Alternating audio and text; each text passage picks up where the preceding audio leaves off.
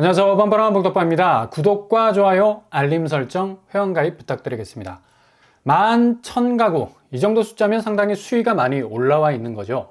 계속되는 증가 추세라는 점이 심각한 지표라는 걸 알 수 있는데요. 바로 전국 미분양 주택 증가율입니다.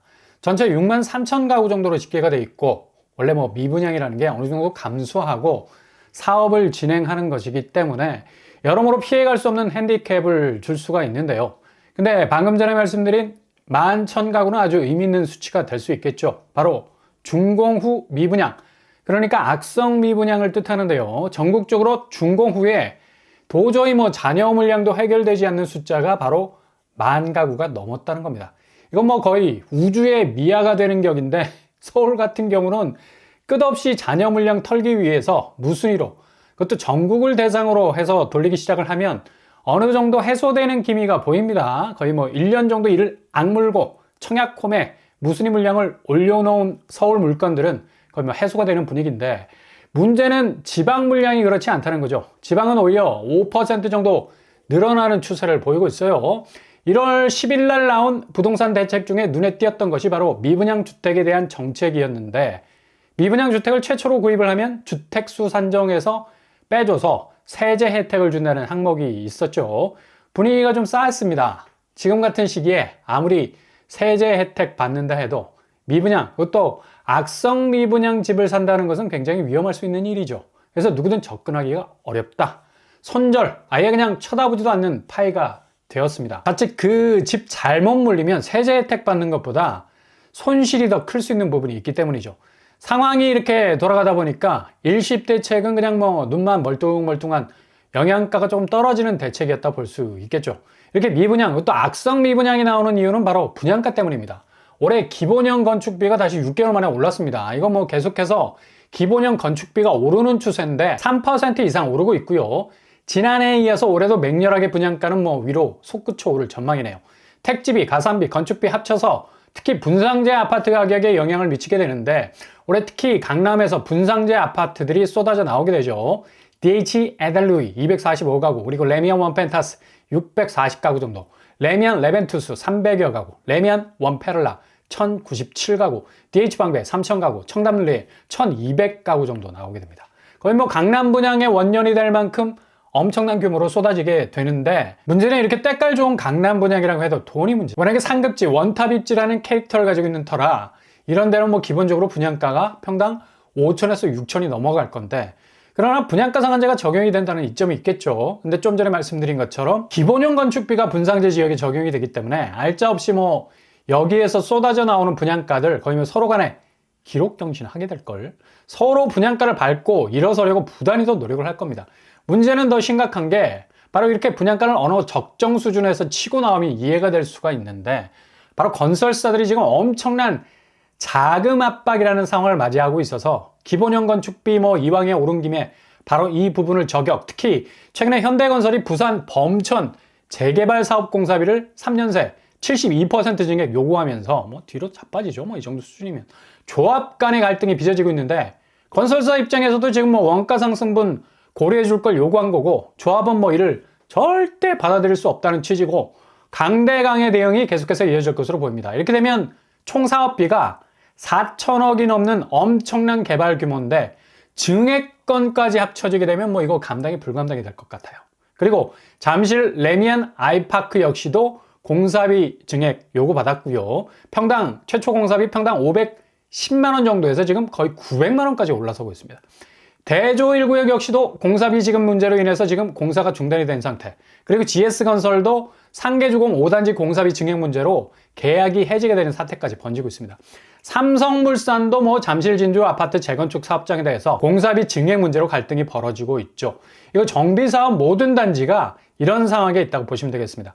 상황이 이렇게 돌아가다 보니까 공사비 검증을 요구하는 건수가 갈수록 증가 추세에 있습니다. 부동산원의 공사비를 다시 검토해달라고 요청한 건수는 102건에 달하고 있죠.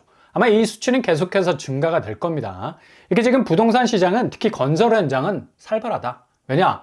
단순히 정비사업 공사비 증액건은 이제 건설사 생존이 걸린 문제여서 부동산 PF 자금 문제가 딱 걸려 있잖아요.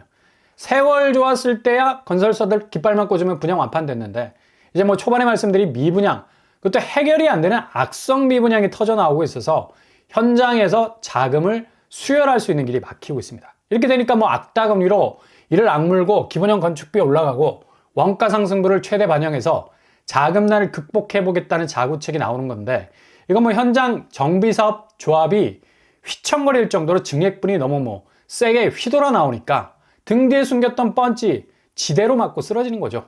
아마 정비사업에서 뽑아져 나오는 물량 올해 이후로 제대로 나오기 힘들 겁니다. 물론 뭐 강남 분양은 어느 정도 진척이 돼서 나오겠지만 이후 물량들은 좀 힘들다는 얘기죠. 이거 부실 위험을 그대로 드러내고 있는 건설 현장의 민낯이라 볼 수 있겠습니다. 자기 자본 10%로 사업을 땡겨와서 그 사업성 하나만 믿고 주택사업이 진행이 된 건데, 지금 수익률이 쪽박나게 생겼으니 엄청난 자금 압박을 받을 수밖에 없고요. 대형 건설사들이야 뭐 비빌 언덕이 있겠지만 중소건설사들은 뭐 죽어나가는 수밖에 없는 겁니다. 지금 중소건설사에서 내는 분양은 뭐 거의 100%에 가까울 정도로 미분양이 쏟아지고 있죠.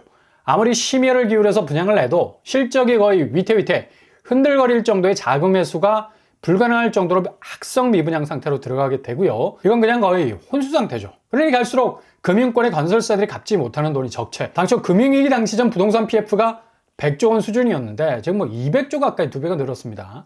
이 2배는 조 단위로 숫자가 움직이는 것이기 때문에 단순 2배가 아닌 거죠. 100조와 200조는 사이즈가 다른데, 이렇게 부실이 점점 가중화되고 있으니 금융권에서 특히 이금융권이 비상이 걸릴 수밖에 없는 게 지금 엄청난 방어벽 치고 있습니다. 산성을 쌓는 수준인데 자기 자본 비율에서 30% 정도를 충당금 쌓으라고 긴급금융위원회에서 상호금융 감독 규정 일부 개정 규정안을 의결했습니다. 제목 길죠. 상호금융업권 건설업 대출이 뭐 일반 기업 대출 대비 상당한 부실의 위험이 있으니 충당금 적립률을 30%까지 쌓아 올려야 하는데 거의 뭐 남한산성 수준이죠. 기어 올라가기도 힘들겠다. 그만큼 디펜스를 확실하게 치라는 얘기인데, 다시 말하자면 여기 무너질 위험이 많으니까 보수하라는 얘기입니다.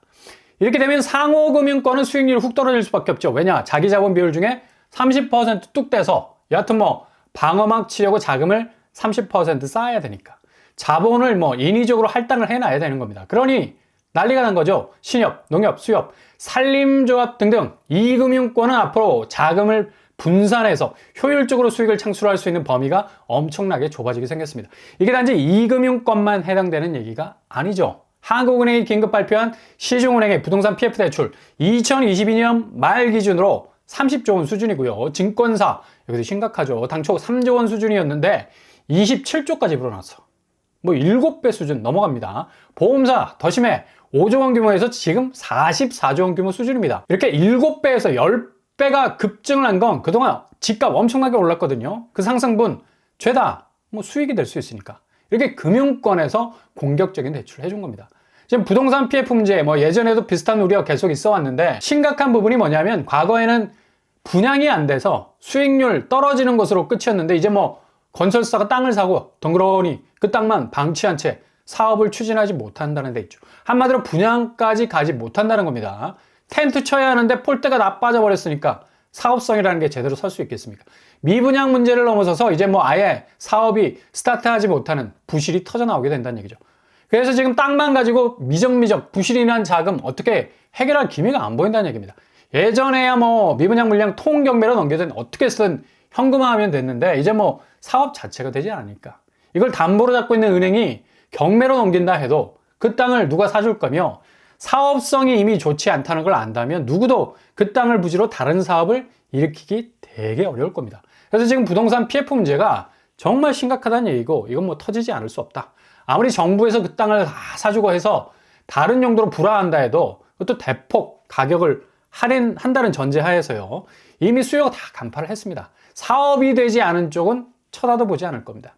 이게 지금 한국 부동산 PF의 현주소다. 그러니 집값이 지금 온전할 리가 없죠. 전세가가 지금 서울은 오른다고 부동산원에서 발표를 어제 했는데 서울이 살짝 오른 추세로 가고 있죠. 근데 이게 핀셋 수요가 몰려서 그런 거고 대체로 모든 곳에서의 전세가는 약세 보합입니다. 언제 떨어질지 모른다는 거죠. 서울 집값의 풍향계 헬리오시티만 봐도 그래요. 전세가가 떡락을 하고 있습니다.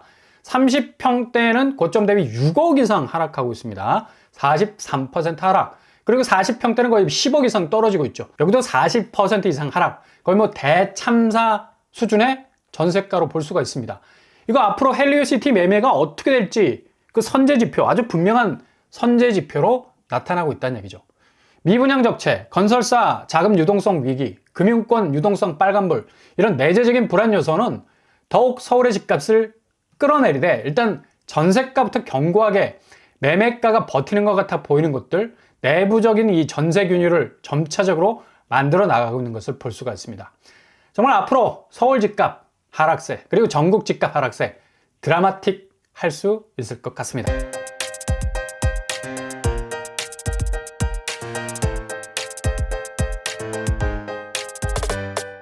오늘의 부동산 캐릭터처 답은 현장에 있다. 아무리 지표가 모든 걸 말해줘도 그 선제 지표는 이미 현장에서 세고 있는 걸 볼 수가 있죠.